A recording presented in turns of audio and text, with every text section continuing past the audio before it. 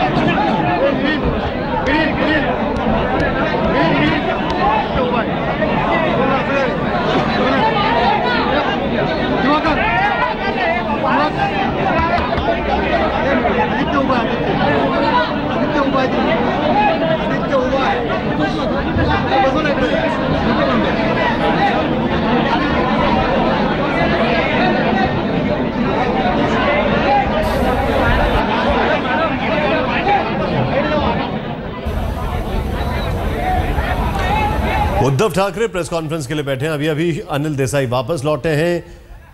केंद्रीय कैबिनेट में कोई मंत्री शिवसेना का नहीं बना है। महाराष्ट्र में दाल गली नहीं है। चेहरे पर तनाव साफ दिख रहा है। भले ही मंद मंद मुस्कुराने की कोशिश कर रहे हो, लेकिन चेहरे पर तनाव साफ दिख रहा है। और अब इंतजार हो रहा है कि क्या कहेंगे। बगल में बैठे हैं मनोहर जोशी, जिनसे एक जमाने में थोड़ी बहुत तलखी हुआ करती थी। हाँ, ये बताना आपको भूल गए कि सुरेश प्रभु जो हैं वो वापस शिवसेना छोड़कर अब बीजेपी में आ गए।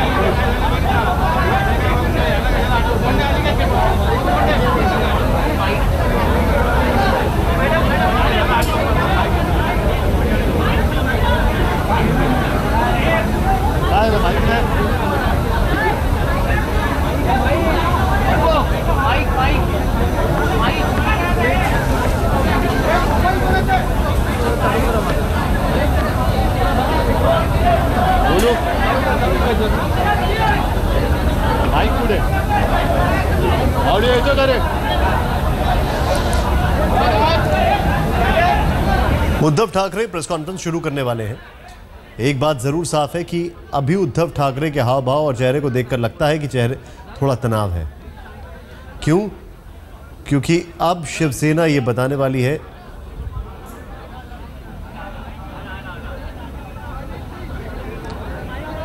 कि क्या होगी उसकी आगे की रणनीति।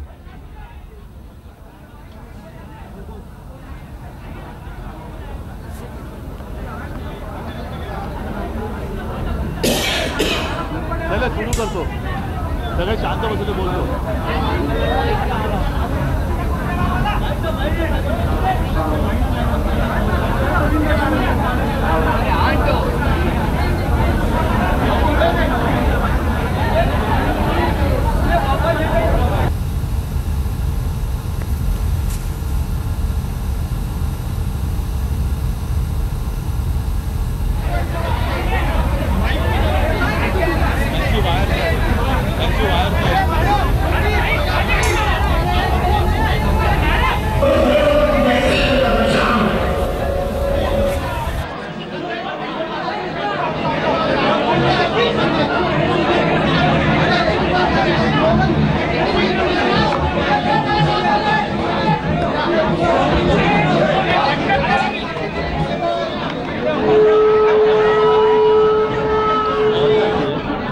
आ रही हैं सीधे शिवसेना भवन से, जहां पर अब से कुछ ही देर के अंदर शिवसेना की प्रेस कॉन्फ्रेंस शुरू होने वाली है। इंतजार हो रहा है कि कब ऑडियो ठीक हो पाएगा, क्योंकि उद्धव ठाकरे बैठ चुके हैं।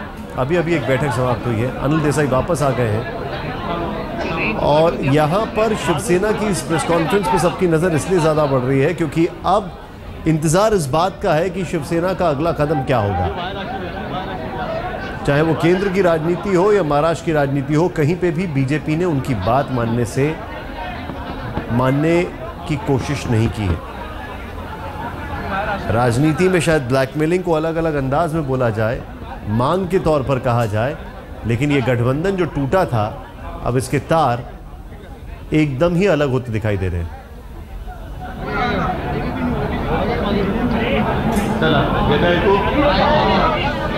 आता सगळे शांत।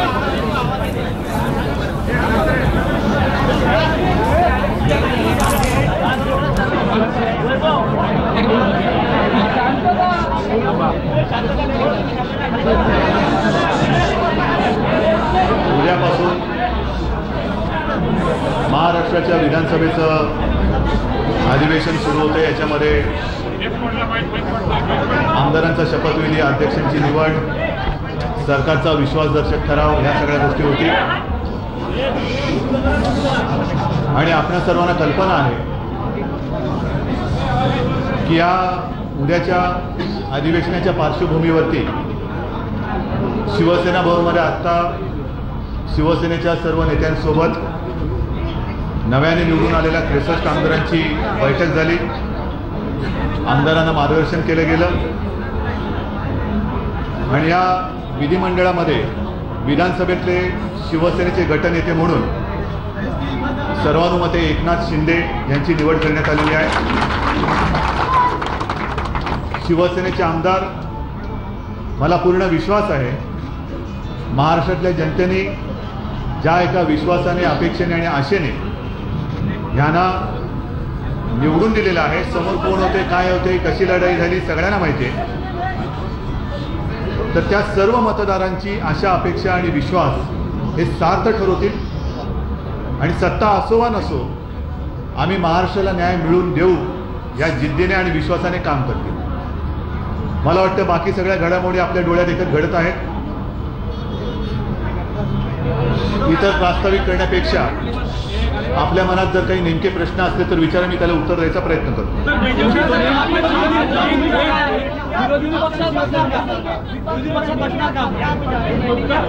विरोधी पक्षात बसणार का, त्याच्यावरती उत्तर माझं विधानसभेचे अध्यक्ष कोणत्या पक्षाचे असतील, कोण असतील, त्याच्यावरती ठरवलं जाईल।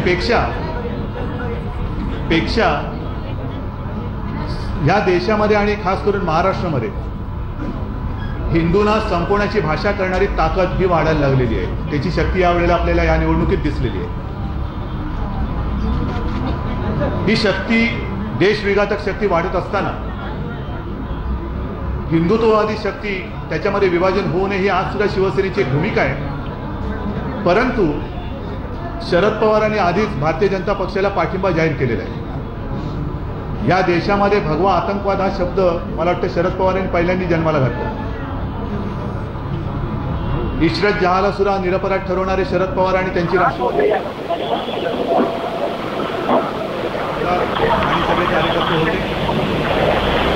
या राष्ट्रवादीचा पाठिंबा जर का भाजप प्रत्यक्ष किंवा अप्रत्यक्ष घेणार असेल आणि भगवा आतंकवाद हा जो काही शब्द आहे तो बोलणाऱ्यांची साथ ते घेणार असतील तर मला वाटतं त्यांच्यासोबत जाणं आम्हाला कठीण जाईल, आम्हाला अवघड जाईल.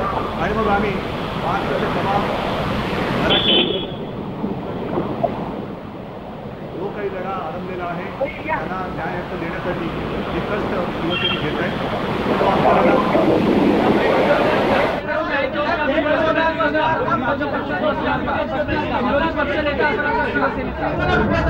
मी तुम्हाला हेच सांगितलेलं आहे की भारतीय जनता पक्षाने प्रत्यक्ष व अप्रत्यक्ष शरद पवारांचा ते पाठिंबा घेणार आहेत का या प्रश्नाचं उत्तर दिलं पाहिजे. ते जर का प्रत्यक्ष किंवा अप्रत्यक्ष शरद पवारांचा राष्ट्रवादीचा पाठिंबा घेणार असतील तर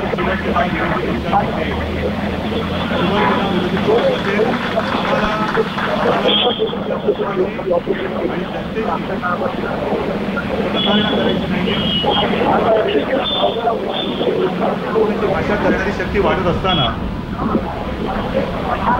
जर का हिंदुत्ववादी फूट पाडण्याचं काम करणाऱ्यांच्या सोबत भारतीय जनता पक्ष जाणार असेल तर ते या राज्याचं आणि देशाचं दुर्दैव ठरेल.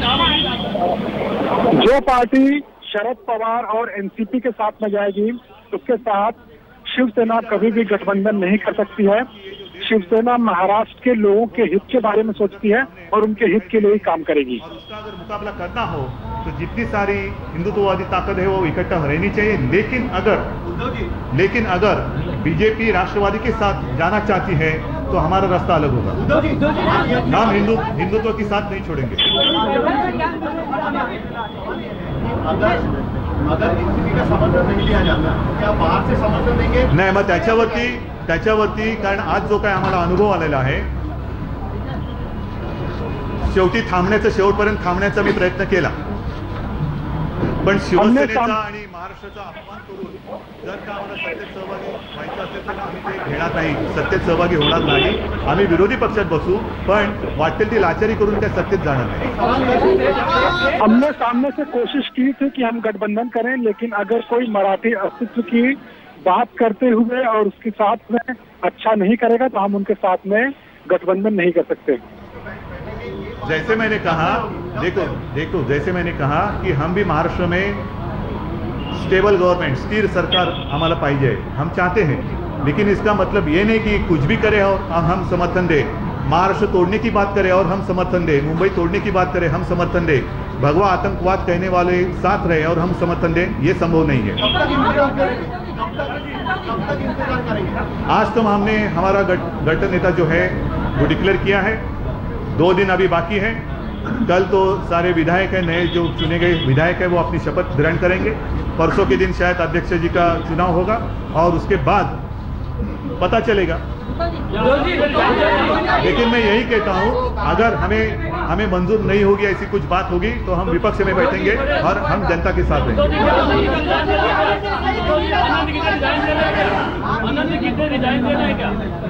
सगळ्या गोष्टी मी वेळेवरती करेन. गीतेचा संदेश सुद्धा तुम्हाला सांगेन.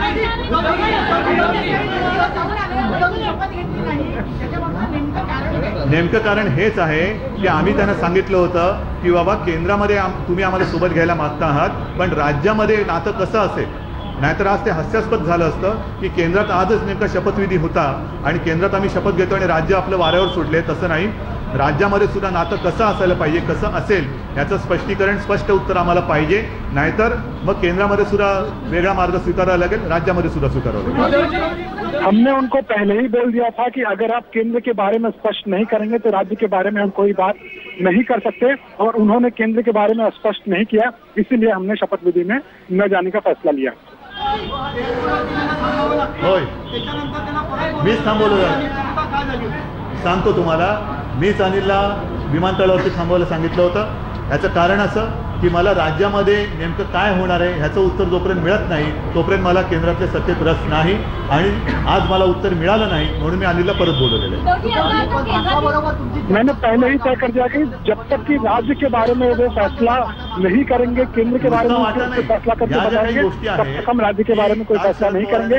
आज उन्होंने कोई फैसला नहीं लिया, इसलिए हमने शपथ विधी में न जाने का फैसला शरद किया। पवारांनी जे सांगितलं की शिवसेना आणि भाजपा एकत्र असेल तर आम्ही मोकळे आहोत। आता शरद पवार आणि भाजपा एकत्र असतील तर आम्ही मोकळे आहोत। उद्धवजी गेल्या अनेक दिवसांपासून भाजपकडून शिवसेनेला जी वागणूक मिळते तरीही शिवसेना अंतिम निर्णयापर्यंत पोहोचत नाही। शिवसेनेची भूमिका ही भाजप आणि राष्ट्रवादीच्या भूमिकेवर ठरणार आहे। नाही, अजिबात नाही, शिवसैनिकांचं अजिबात म्हणणं नाही। सन्मानाने विरोधी पक्षात बसावं।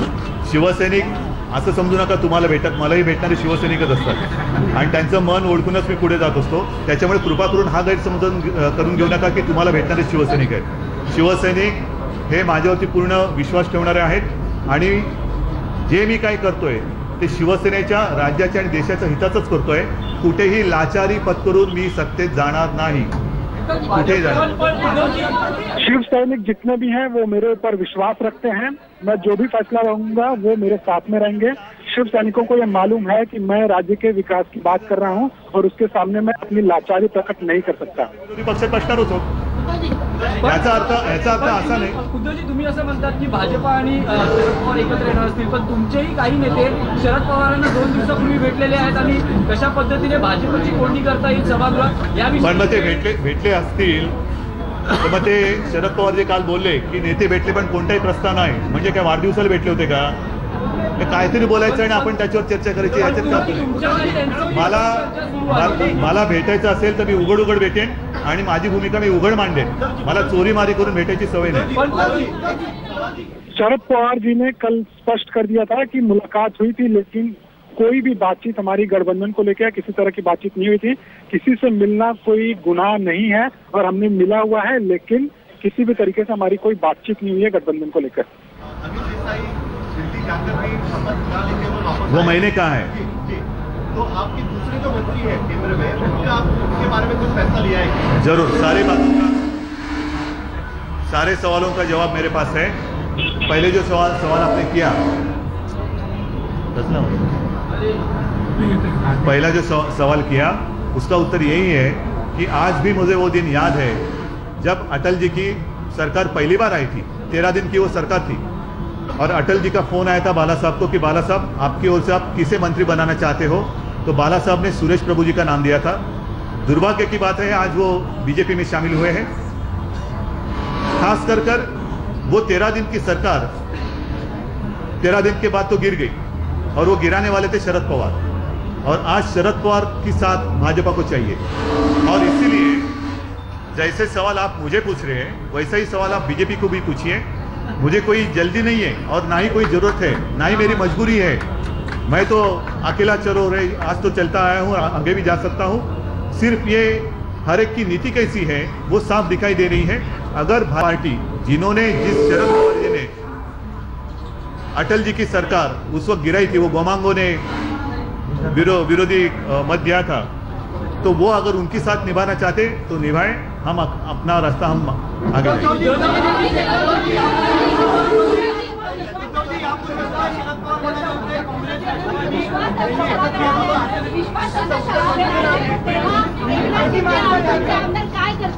ते तुम्हाला कळेल ना त्या दिवशी। एक मिनिट जरा थांबा, तुम्हाला घाई असली तरी मला घाई नाहीये, कारण एक जरा थांबा ना। सत्तेत गेलो तरी मंत्रीपद मिळणार आहे का तुम्हाला? नाही ना, जरा थांबा ना। मला असं वाटतं की सगळ्या गोष्टीचा आत्ताच्या आत्ता निकाल लागला पाहिजे अशातला भाग नाहीये। तुम्हाला जो शेवटचा प्रश्न होता साहिल, नाही त्याचा शेवटचा प्रश्न, हा गीतेचा संदेश सुद्धा काय आहे तो तुम्हाला लवकर कळेल।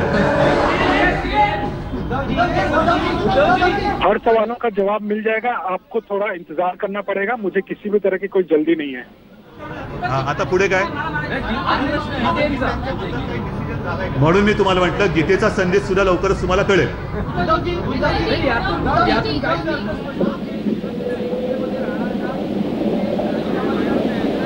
मंत्रिमंडळात राहणार एक प्रश्न आहे, गीतेचा संदेश कळेल बोला ते गीता कळायला कठीण आहे जरा, कळेल तुम्हाला.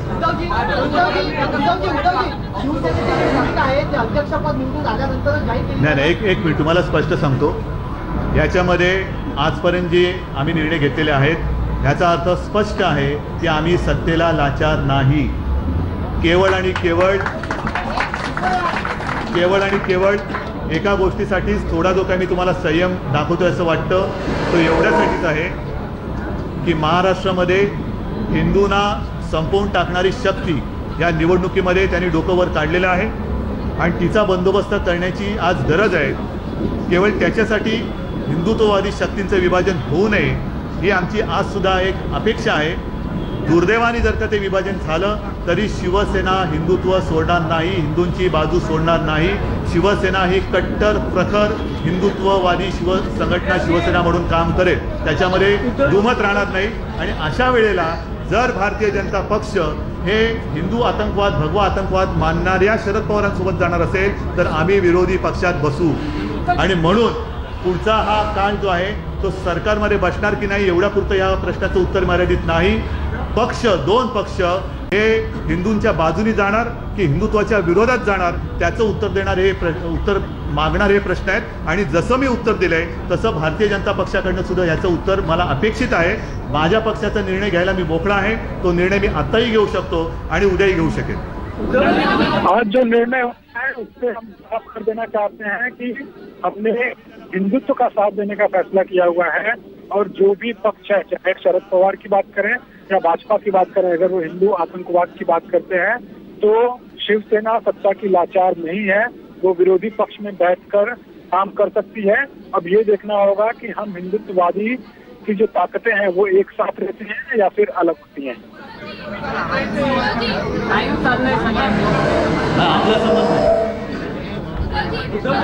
एक मिनिट याचा प्रश्न आहे की भाजपचं म्हणणं आहे आधी विश्वासदर्शक ठरावाला नाही, अजिबात नाही. आम्ही मंत्रिपदासाठी लाचार नाही. आधी महाराष्ट्राचं चित्र स्पष्ट झालं नाही तर शिवसेना विश्वासदर्शक ठरावाच्या विरोधात मतदान करेल आणि शिवसेना विरोधी पक्ष म्हणून पुढची जी काय कारकीर्द भाजपा सरकारची असतील त्या कारकिर्दीत शिवसेना विरोधी पक्षाचं काम करेल. पण आम्ही जनतेशी प्रतारणा करणार नाही. शिवसेना मंत्री पद को लेकर कभी भी लालच नहीं करती थी और वो सत्ता की लालच नहीं कर रहा है. जो कोई भी होगा उसका फैसला हम आगे आने वाले समय में लेंगे कि हमें विरोधी पक्ष में बैठना है फिर भाजपा का साथ देना है. बिन बुलाए मेहमान जैसे एनसीपी बन रहे वैसे मैं नहीं बनूंगा. कोई तू मान न मान मैं तेरा मेहमान, ये मेरी नीति नहीं हो सकती.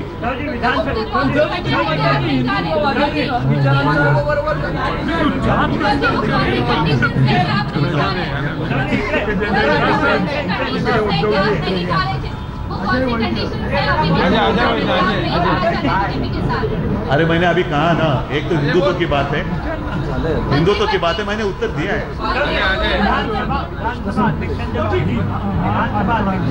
भारतीय जनता पक्षाकडून जाणार आहात की नाही? 12 तारखेला कळेल ना.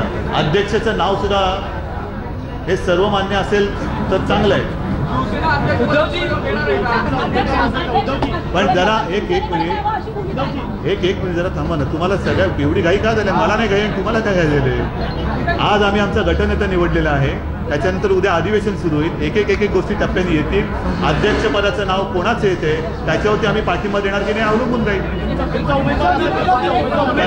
कदाचित आम्ही आमचा उमेदवार उभा करू.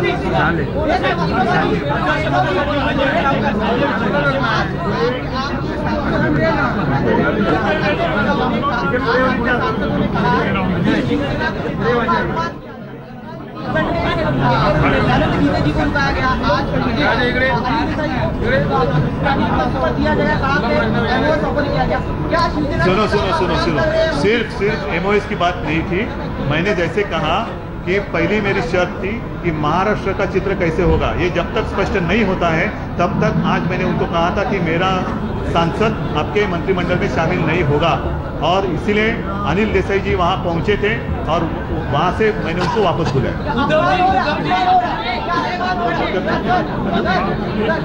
अप्पांवर काय झालेलं नाही। राष्ट्रवादी काँग्रेसने सर्वप्रथम भूमिका जाहीर करून दोन हिंदुत्ववादी पक्षांमध्ये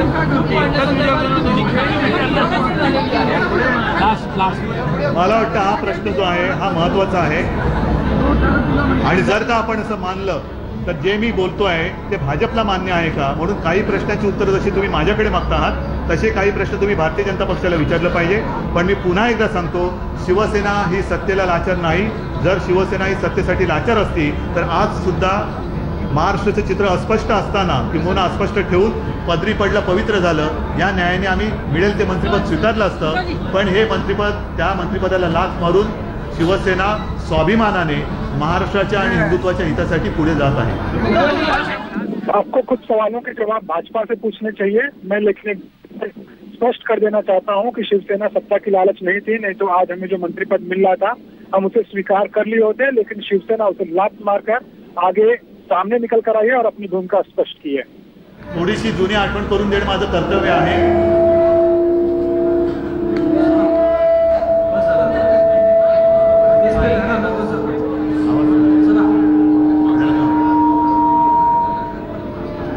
जुन्या ही युती जी झाली होती, ही युती सत्तेच्या राजकारणासाठी नव्हती तर हिंदुत्वासाठी होती आणि त्याची आठवण करून देणं माझं कर्तव्य आहे। जर का त्या आठवणीने ते पुन्हा हिंदुत्वाच्या वळणावरती आले तर ठीक आहे, नाहीतर आम्ही आमचा हिंदुत्वाचा रस्ता सोडणार नाही।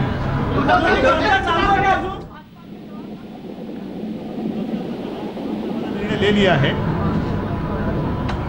और कल तक मतलब आने वाले 2-3 दिन में ठीक से उत्तर नहीं मिला तो हम विपक्ष में बैठेंगे।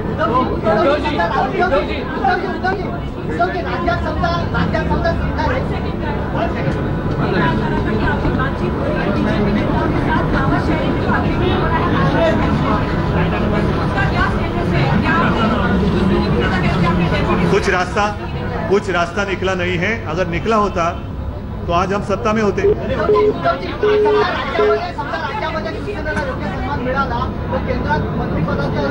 मला वाटतं या सगळ्या गोष्टींना किंवा प्रश्नाला काय अर्थ नाहीये। हे जरतरच्या याला गोष्टीला काय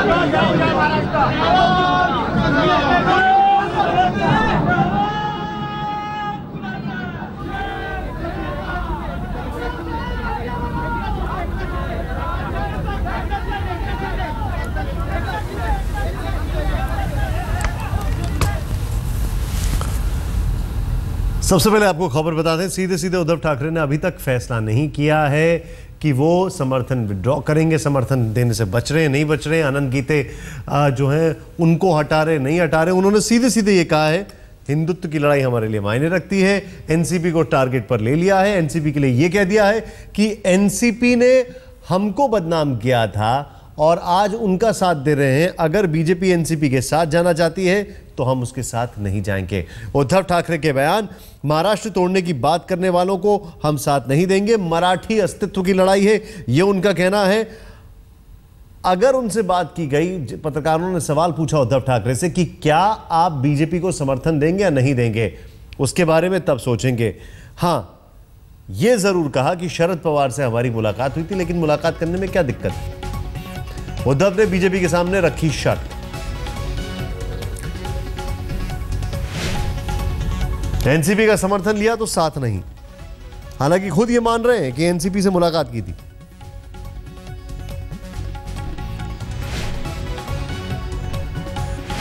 बीजेपी के पाले में गेंद डाल दी है। उद्धव ने बीजेपी के सामने शर्त रखी है, एनसीपी का समर्थन किया तो हम साथ नहीं है।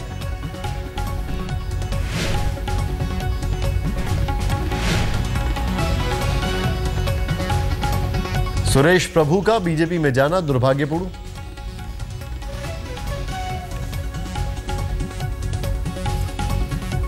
अब सीधे चलते हमारे खास मेहमान आलोक मेहता जी हमारे साथ जुड़ चुके हैं। आलोक जी, क्या कहेंगे आप, ये जिस तरीके से उद्धव ठाकरे बोल रहे हैं ये तो अभी भी इंडिसाइज। देखिए, केवल अनिर्णय नहीं है बल्कि लगता है कि वो काफ़ी पिटी हुई हालत में है। बीजेपी ने उनको काफ़ी कॉर्नर कर दिया है। एक तरफ वो कितना विरोधाभास है जो आपकी रिपोर्ट में, और खुद वो मान रहे हैं कि शरद पवार के साथ वो मुलाकात खुद कर रहे हैं और कह रहे हैं कि आप यदि शरद पवार का साथ लेंगे तो हम साथ नहीं हैं। इसका मतलब है पूरी तरह से वो चाहते हैं कि जो मंत्री पद, एक तरफ कहते हैं मंत्री पद हमें कुछ नहीं चाहिए, जबकि सही माने में उनकी जो मांगे हैं कि महाराष्ट्र में हिस्सा, सत्ता में जो मलाईदार हिस्सा है वो हमें कुछ मिलना चाहिए। अभी भी इसलिए उम्मीद उनको कर रहे हैं कि चलिए महाराष्ट्र में यदि आप कुछ देते तो हम आपको समर्थन देते रहेंगे, वरना विपक्ष में बैठ कर भी कुछ करेंगे। इससे ऐसा लगता है कि अब शिवसेना को भारतीय जनता पार्टी ने, खास करके प्रधानमंत्री ने बिल्कुल एक कॉर्नर कर दिया है और अब उनकी मजबूरी है, यदि वो देना चाहें साथ तो ना दें और सदन में वो उनका विरोध करके सरकार को यदि गिराना है, चुनाव कराना है, ऐसी कोई स्थिति कर सकते हैं एनसीपी के साथ मिल करके या कांग्रेस के साथ मिलके, तो उससे जनता के बीच इनकी छवि ही शिवसेना की खराब हो रही है। 2-3 चीज़ें बड़ी ऑब्जर्वेंट है यहाँ पर देखने वाली हैं, वो ये है, पहला तो बॉडी लैंग्वेज, पूरी तरीके से परास्त दिख रहे हैं क्योंकि हर मांग इनकी ठुकरा दी गई है। दूसरा कि अभी भी कुछ नहीं बोलना चाह रहे, मतलब जिसको कहते हैं कि एकदम दम दिखाएं, वो नहीं दिखाई दे रहा है। और तीसरी चीज़ जो कि सबसे महत्वपूर्ण है, शरद पवार से खुद मुलाकात कर ली और अभी एनसीपी का यहाँ पर खंडन कर रहे हैं कि एनसीपी के साथ जाएंगे तो हम नहीं करेंगे, क्योंकि एनसीपी ने पीछे से ऑलरेडी बिना शर्त समर्थन देने की बात कर दी। क्या कहेंगे आप इसमें? देखिए, मुझे लगता है कि ये एक अंतिम, जिसको कहना चाहिए कि एक मौका है जब वो फ़ायदा उठाना चाहते हैं कि विधानसभा में कैसे समर्थन मिलेगा यदि हमें कुछ मिल जाए, और लगातार एक तरह से ब्लैकमेलिंग जिसको कहना चाहिए वो कोशिश हो रही है। जिस समय एयरपोर्ट पर एक आदमी को आप भेजते हैं, सांसद को, उसके बाद कहते हैं शपथ ले लेगा और फिर कहते हैं नहीं हमें मंत्री पद का मोह नहीं है। मंत्री पद का मोह नहीं होता तो आप ये घोषणा, नाम आ रहा है कि भाई उनको मंत्री पद के लिए इन्होंने तय कर दिया, देसाई को भेजा गया और उसके बाद उसको विड्रॉ कर लिया। इससे बड़ी ब्लैकमेलिंग और जनता के बीच में अपनी भद्द, जिसको कहना चाहिए कि ज़्यादा, ये आपने बहुत बड़ी बात कर दी है कि जनता के बीच में अब क्या चेहरा लेकर जाएंगे उद्धव ठाकरे, और शायद इस बात का इल्म उद्धव ठाकरे को भी हो रहा है। उद्धव ने प्रेस कॉन्फ्रेंस की, हम पत्रकार हैं, हमें वहाँ पे जाना ज़रूरी होता है, कवरेज करके लोगों को दिखाना ज़रूरी होता है, लेकिन आपको लगता नहीं है कि टाइम वेस्ट ज़्यादा किया? टाइम वेस्ट किया। और दूसरा देखिए, अभी भी वो कितने ढुलबुल हैं, उन्होंने कोई केंद्र सरकार में जो अपने मंत्री हैं या मंत्रिमंडल का जो विस्तार हुआ है उस पर कोई बातें नहीं की। खाली वो एनसीपी अपने को महाराष्ट्र सीधे पूछो, ढुलमुल या लालची हैं? बिल्कुल लालची है। मुझे ऐसा लगता है कि ये देखिए, पहले शिवसेना की छवि मानी जाती थी कि बड़े वसूल करते हैं, इस बार वो बहुत ज़्यादा एक्सपोज हो गए चुनाव के अभियान के दौरान, और ख़ास करके इस सफलता के बाद जितनी उनको सीटें मिली उसके बाद भी वो चाहते तो आसानी के साथ बीजेपी के साथ समझौता करके अपनी और जो स्थिति पहले बार्गेनिंग की शिवसेना की थी, चूँकि उनका अपर हैंड होता था, इस समय बीजेपी का अपर हैंड है राष्ट्रीय स्तर पर भी, प्रादेशिक स्तर पर।